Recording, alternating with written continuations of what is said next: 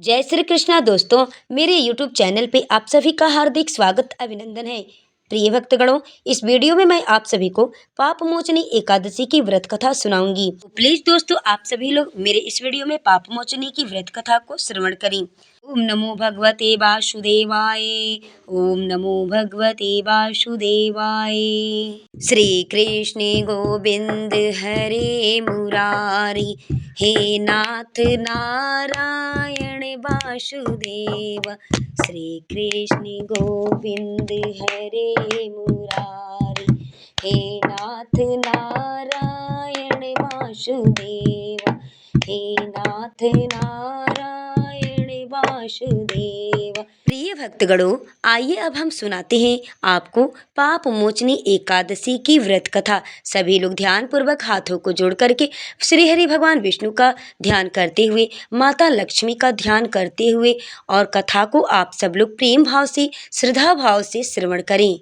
जो भी भक्त विष्णु तिथि यानी एकादशी के दिन भक्ति भाव से, गंध और फूल से भगवान विष्णु की पूजा करता है, वह 1000 जन्मों के पापों से मुक्त होकर विष्णु पद को प्राप्त करता है। प्रिय भक्तों, हर एक जीवात्मा इस जगत में जन्म और मृत्यु के चक्र में अंतकाल समय तक फंसी हुई है और इस विष चक्र में उसके बंधे रहने के कारण उसके स्वयं के पाप और पुण्य कर्म, जी हाँ, जब तक कोई भी जीवात्मा अपने इस पाप और पुण्य के चक्र से बाहर नहीं निकलता, तब तक वह इस जन्म मृत्यु के बंधन से छुटकारा नहीं पाता और संसार सागर से भी बाहर नहीं आ सकता। लेकिन फिर भी परम भगवान श्री कृष्ण अत्यंत दयालु हैं।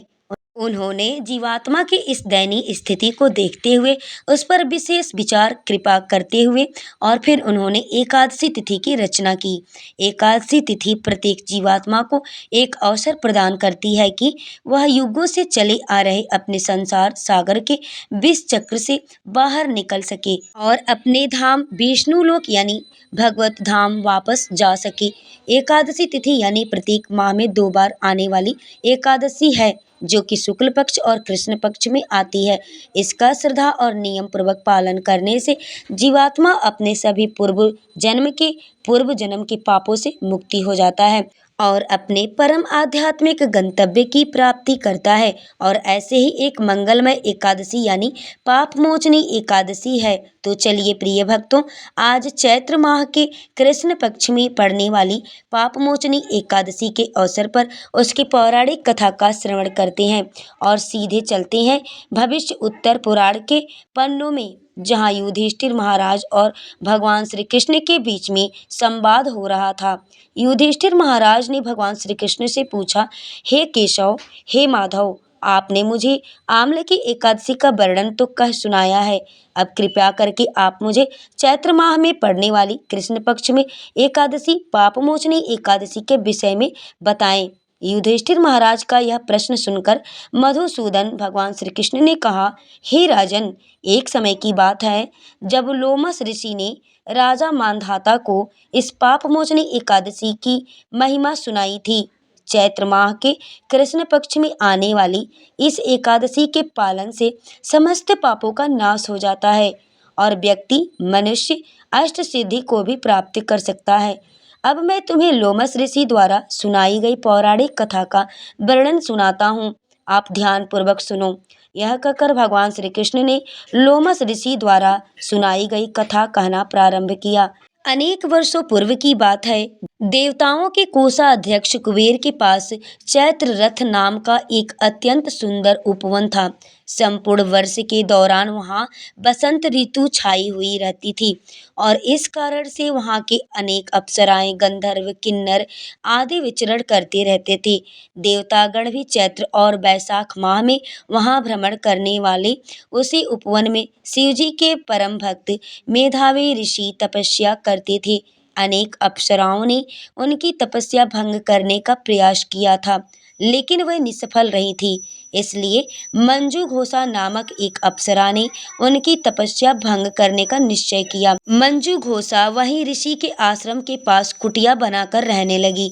प्रतिदिन वह अपने गायन और नृत्य से ऋषि को आकर्षित करती और लुभाती रहती थी, लुभाने का प्रयास भी करती रहती थी।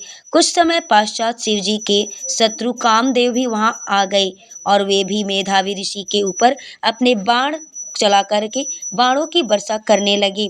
उन्हें परास्त करने का उन्होंने प्रयास किया। अब देखिए, आप सब जानते हैं कि जब शिवजी ने दक्ष के यज्ञ कुंड में अपनी पत्नी सती देवी को खो दिया था, तो उसके पश्चात उन्होंने असुर दक्ष और बकरे का सिर देकर के स्वयं 60,000 वर्षों तक तपस्या करने चले गए। उस समय ब्रह्मा जी ने शिव जी का ध्यान भंग करने के लिए कामदेव को बुलाया था। कामदेव ने शब्द, स्पर्श, रूप, गंध इत्यादि अपने हर प्रकार के बाणों द्वारा शिव जी के ध्यान को भंग करने का प्रयास किया था। उस समय शिव जी को कामदेव के ऊपर अत्यंत क्रोध आया था और उन्होंने अपने तीसरे नेत्र के द्वारा कामदेव को भस्म कर दिया था। हालांकि उनका शरीर नष्ट हो गया, लेकिन उनका अस्तित्व जो था, इसलिए कामदेव ने सोचा कि मेधावी ऋषि जो कि शिव जी का तपस्या कर रहे हैं, उनके ध्यान को भंग किया जाए। यह सोचकर कामदेव ने मेधावी ऋषि के शरीर में प्रवेश किया।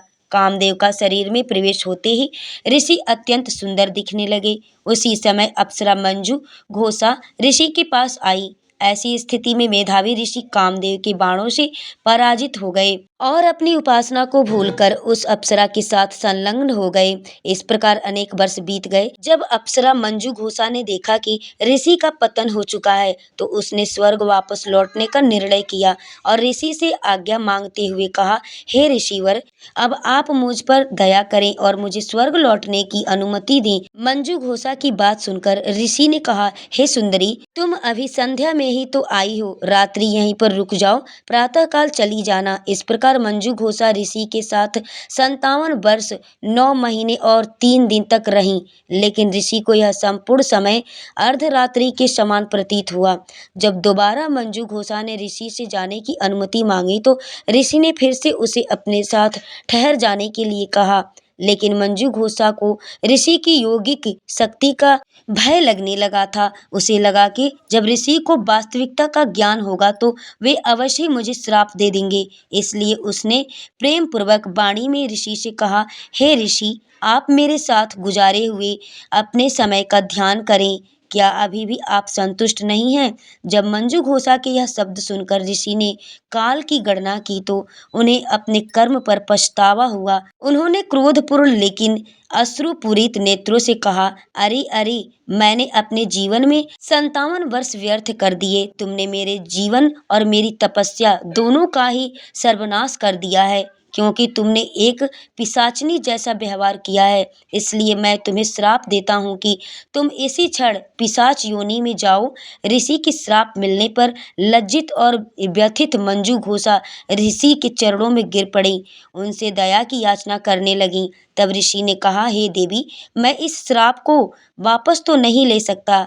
तुमने मेरी तपोशक्ति का विनाश कर दिया है, लेकिन यदि तुम चैत्र मास के कृष्ण पक्ष में पड़ने वाली पाप मोचनी एकादशी का निष्ठापूर्वक पालन करोगी, तो अवश्य तुम इस पिशाच योनि से मुक्त हो जाओगी। यह कहकर मेधावी ऋषि अपने पिता च्यवन ऋषि के आश्रम में चले गए।